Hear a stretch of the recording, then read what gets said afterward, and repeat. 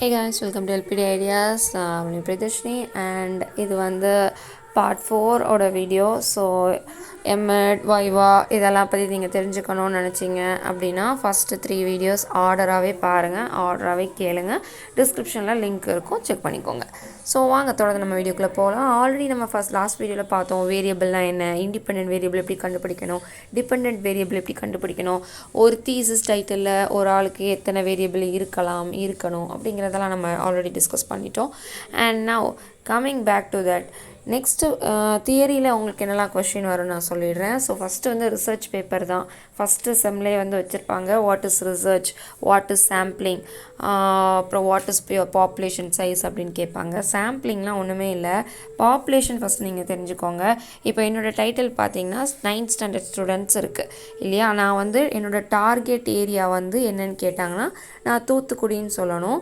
தூத்துக்குடியில் how many schools அப்படின்னு கேட்டாங்கன்னா 10 ஸ்கூல்ஸ் சொல்லணும். அப்போது அவன் கேட்பாங்க, நம்ம சொல்கிறதுலேருந்தே நெக்ஸ்ட் லைனில் வந்து கொஷின்ஸ் ரெடி பண்ணுவாங்க. Why do you choose Thoothukudi அப்படிம்பாங்க. நீங்கள் படிக்கிற காலேஜ் திருநெல்வேலி, இல்லைனாலும் சில பேருக்கு ப்ராஜெக்டில் சென்னையில் போட்டிருப்பாங்க, சில பேர் கோவில்பட்டி இல்லை கன்னியாகுமரி. ஒருத்தருக்கும் ஒரு ப்ராஜெக்ட் அவங்க எங்கே வேணாலும் பண்ணலாம். ஸோ அதே அவங்க கொஷினை பார்ப்பாங்க. நம்ம வந்து இன்ட்ரெஸ்ட்டுன்னு சொல்லலாம், பட் அதையும் தாண்டி ஸ்பெசிஃபிக்காக நம்ம சொல்லணும் அப்படின்னா நான் வந்து என்ன மாதிரி ப்ரிப்பேர் பண்ணி வச்சுருந்தேன் நான் சொல்கிறேன். ஸோ ஸ்டாண்டர்ட் 9 ஸ்டூடெண்ட்ஸை ஏன் பிக் பண்ணிங்க அப்படின்னு கேட்டாங்க. அவங்களுக்கு ஏன் செல்ஃப் மோட்டிவேஷன் தேவைன்னு கேட்டப்போ நம்ம சொல்ல வேண்டிய ரீசன் வந்து இதுதான். ஆக்சுவலாக வந்து 1 to 8 வந்து நம்ம சிஸ்டம், இந்தியன் சிஸ்டமில், எஜுகேஷன் சிஸ்டமில் வந்து ஆல் பாஸ் அப்படிங்கிறது இருக்குது. ஸோ ஸ்டாண்டர்ட் 9th தான் அவன் வந்து எஜுகேஷனாலே கற்றுக்குறாங்க.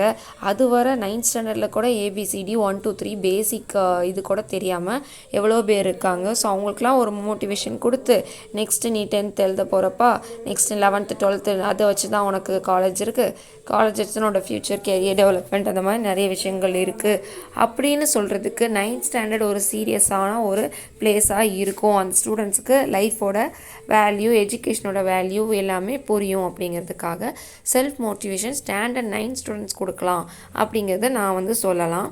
அண்ட் தென் ஒய் தூத்துக்குடி, அங்கேயே நீங்கள் சூஸ் பண்ணணும் அப்படின்னு சொல்லி கேட்டாங்கன்னா எனக்கு அதுதான் பக்கத்தில் இருக்குது அப்படின்னு பிளைண்டாக நீங்கள் வந்து ஆன்சர் பண்ணக்கூடாது. ஸோ நம்ம எப்படி சொல்லணும் அப்படின்னா, இப்போ தூத்துக்குடியில் தான் வந்து பக்கத்தில் வந்து இட்ஸ் அ பேர்ல் சிட்டி இல்லையா. ஸோ அங்கே வந்து ஹார்பர் இருக்குது, ஸோ வாட்டர் இருக்குது, வாட்டர் சரௌண்டட் ஏரியா.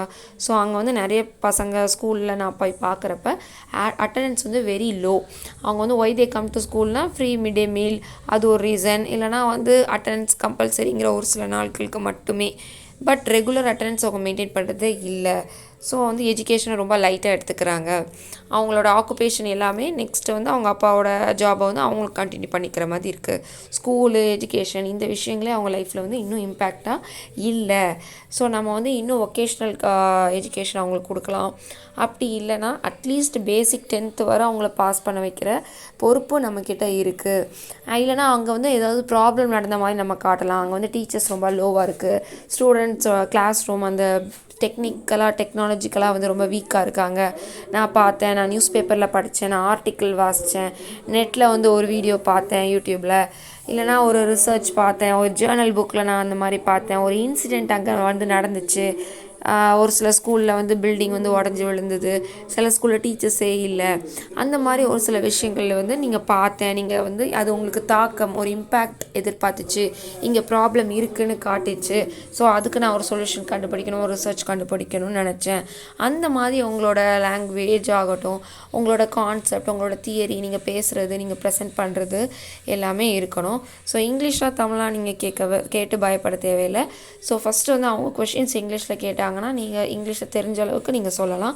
அப்படி இல்லைனா நீங்கள் தமிழில் பேசிவிட்டு ரிசர்ச் டேர்ம்ஸ்னு ஒரு சில வேர்ட்ஸ் உண்டு, அதாவது ஹைப்போதசிஸ், சாம்பிள் சைஸ், பாப்புலேஷன் அப்படிங்கிற மாதிரி நிறைய இருக்குது. ஸோ அதெல்லாம் மட்டும் நீங்கள் இங்கிலீஷ் டேர்ம்ஸ் யூஸ் பண்ணிவிட்டு மிச்சம் எல்லாமே நீங்கள் வந்து தமிழ்லே உங்களோட கண்டுபிடிப்பு என்ன, உங்களோட சொல்யூஷன் என்ன, நீங்கள் என்ன ரெக்கமெண்டேஷன் நெக்ஸ்ட்டு கொடுக்க விரும்புகிறீங்க, உங்கள் ப்ராஜெக்ட்லேருந்து நீங்கள் என்ன கற்றுக்கிட்டீங்க, நீங்கள் நினச்சது நடந்துச்சா, இல்லை என்ன ப்ராப்ளம்ஸ் வந்து நீங்கள் ஃபேஸ் பண்ணீங்க நீங்கள் அந்த ப்ராஜெக்ட் பண்ணுறப்பன்னு கேட்கலாம்.